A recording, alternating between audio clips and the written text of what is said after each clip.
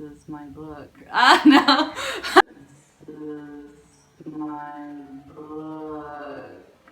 So happy, well, when I'm recording this at St. Patrick's Day, whenever it's going up, it'll be happy book release Barnes & Noble Day, March 18th.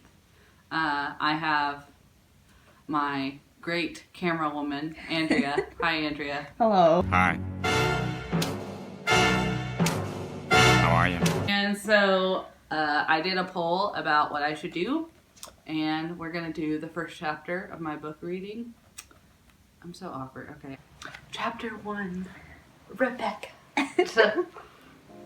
As I sit in this cafe with Pride and Prejudice in my hands, I scan the Coweta, Oklahoma community, my hometown of about 10,000 people. There's not much to do here except hang out at the local Walmart or visit one of the tiny cafes downtown. Most people want to get away from here, but not me. Coweta is my home and I don't want to be anywhere else. I'm reading this novel for the 15th time. The pages are yellowed and dog-eared. It was my mom's when she was actually happy before she met my dad. Let go, she growls, trying to move her arm away from his tight grip. I cower by the security of the flower-patterned couch, witnessing for what seems like the 100th time Dad hurting Mommy. You're gonna wish you had never defied me, bitch, he says, taking another swig of the beer. He takes another swig of his beer and stares at it. He stares and stares and stares. His grip tightens on it. End of flashback. Beck! Hello? Beck? I flinch and spin around. I try to calm myself, but my breathing quickens. Deep press. In and out. In and out. Whoa, whoa, Rebecca. Calm down. It's just me, she says, wrapping me in a tight embrace. Her forehead crinkles with concern. Relax. It's just Luna. We've been friends for 11 years, and she still looks exactly as she did the night we met at the hospital on that fateful evening. Deep breaths. In and out. This is already too deep for me. Hold on. Coffee break. Woo! I need my coffee in the morning, baby. If I don't have it, it'll drive me crazy. Luna, best character. Not biased, but I am biased. Okay. I hug her so tight as she helps me calm down. It feels so nice to have my best friend here with me. You okay? She asks. I am now that you are here. Thanks. She takes a seat across from me, smiling at the camera lens on her phone. Emotions. Doug wants to know if you're okay, she says, pursing her lips. Duck face. Who? Doug, he watches my live stream constantly. Luna, what on earth are you talking about? I ask, completely befuddled. Beck, girl, please tell me that you're not that out of the loop, she groans. I shrug. Of course I'm out of the loop. I'm not the average 21-year-old girl who keeps up with a new iPhone update and celebrity scandals. I only use my phone to text Luna or call my stepdad. This whole technology thing is completely out of my comfort range. The only other time I'm on my phone is to see what Cord Price is up to. Flashback. I watch as he swings his guitar case over his shoulder and pushes his gigantic square glasses up on his face, up on his nose. You give him gigantic square glasses? In high school. He doesn't now. Oh, okay. He did in high school. Oh, okay. He holds his songbook firmly in one hand and puts his lucky pencil behind his ear. He takes off his Yankees baseball cap with his other hand. I crouch behind the red beaten-up blockers in awe of him. He's the talk of the whole school. He made promises over the intercom the first day of freshman year that he would be a famous musician before we graduated. I continue to stare. He can do it. No one else believes in him, but I do. He's just so passionate, never talks to anyone because he's so fixated on his music. Only time he interacts with others is when they ask about his music. Before I know what's happening, my legs start carrying me closer to him. I can't stop them. I ache to hear his music. My heart races. Cord Price! I squeak. He looks up from his songbook. Oh gosh, what have I done? Why am I over here? Rebecca Rye.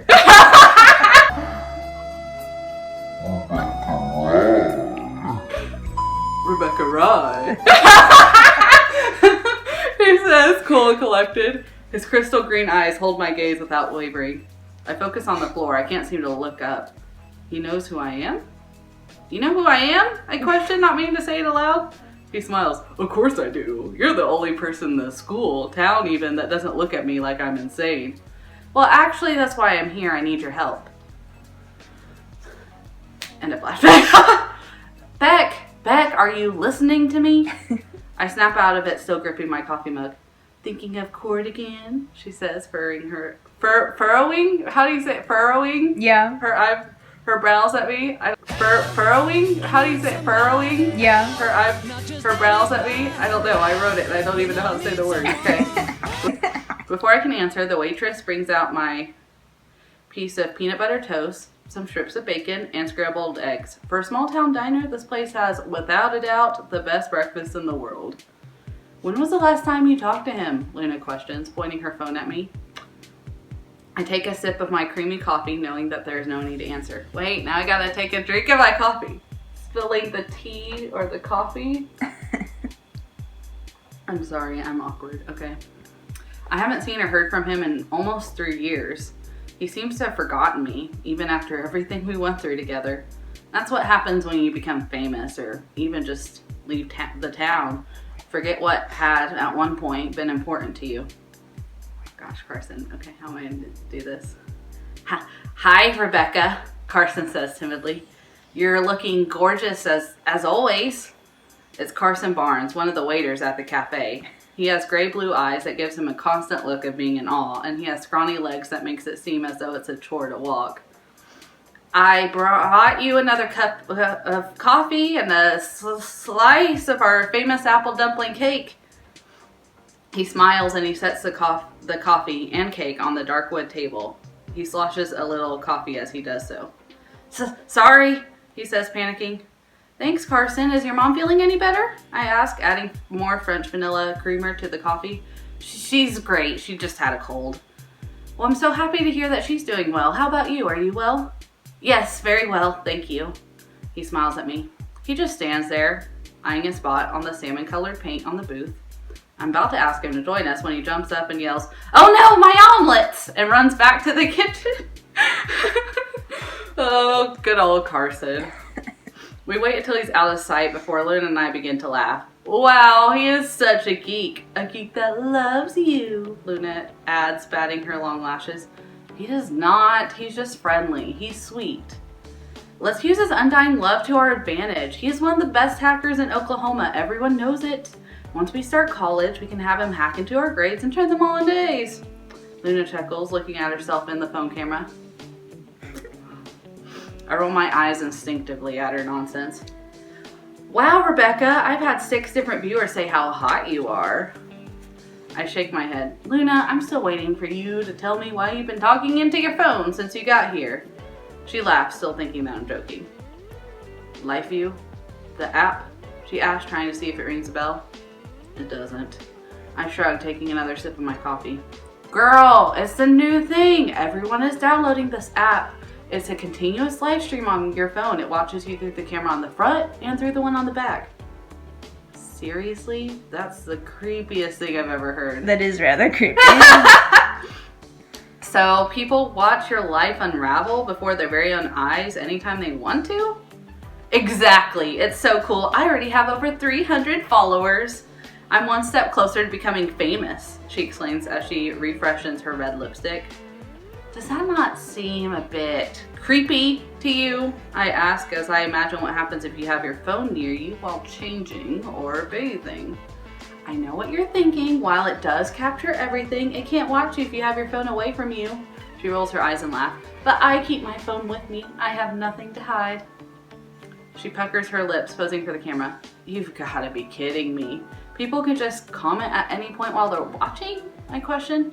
You only see their comments when you access the app, but the app is really hidden on your phone. It won't show up unless you look for it in the search bar. So really, you don't even realize that people are watching you unless you open up the app. Once installed, it becomes almost invisible.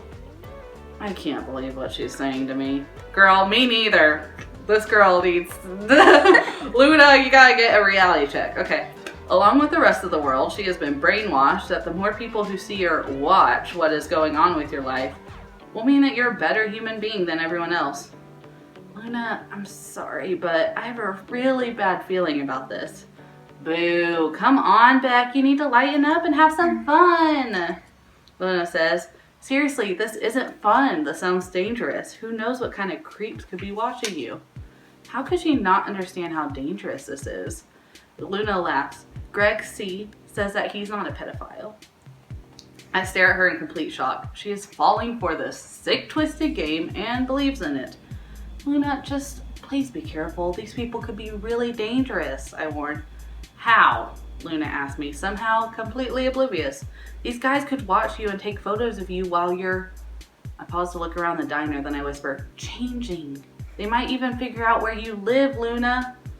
Luna snickers, still smiling at the camera. This is it. My best friend is gonna drive me insane. Beck, the way the app is programmed stops people from taking photos, so you don't have to worry about that, girl. Don't worry about me.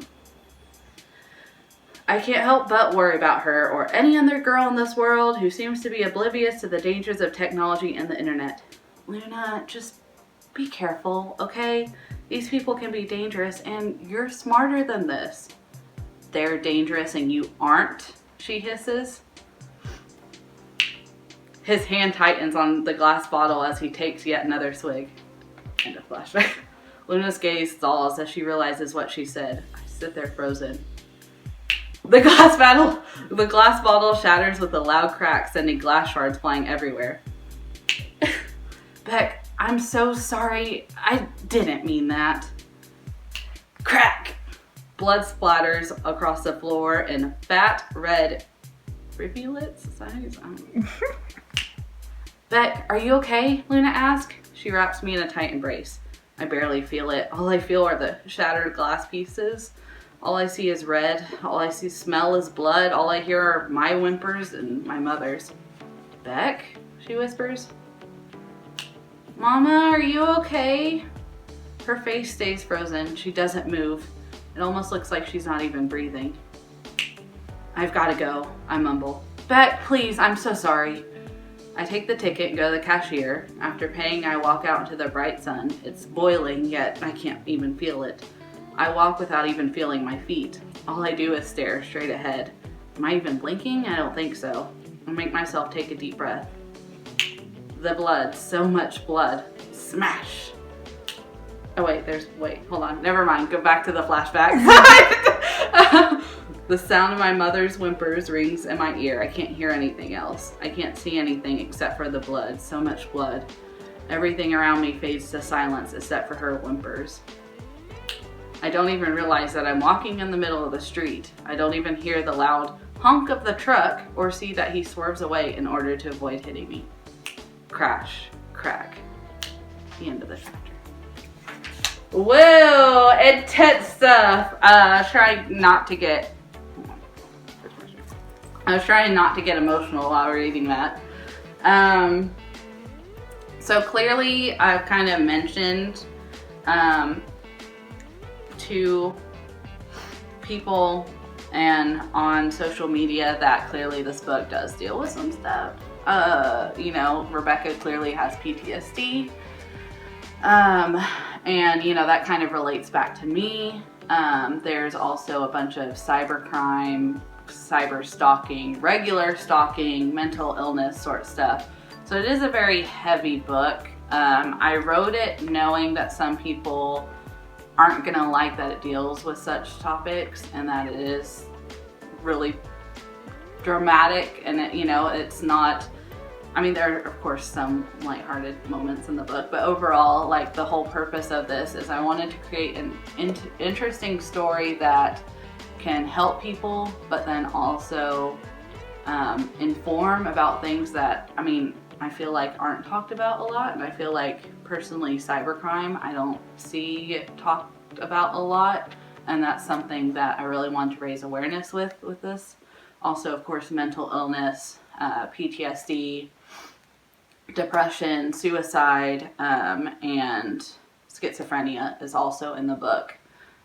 So that was something really important. So for everyone that watched this, clearly before the video I had a little thing saying, like, not listen to this video if, you know, if it was going to trigger something, but please don't read the book if you think it might trigger something. That's the last thing I'd want the book to do. But you know, if you do choose to read the book, realize that there are going to be some deep topics. And I will say now that the book ends in it with a really bad cliffhanger, not going to lie. There will be the 2 other books. I'm currently working on the second book, Wired Existence, but then in between that book release, there's also going to be a book of short stories, which kind of goes back to people's childhoods and like high school experiences, kind of gives you an idea of the characters. So thank you everyone for watching and for supporting, and for my lovely camera woman for recording.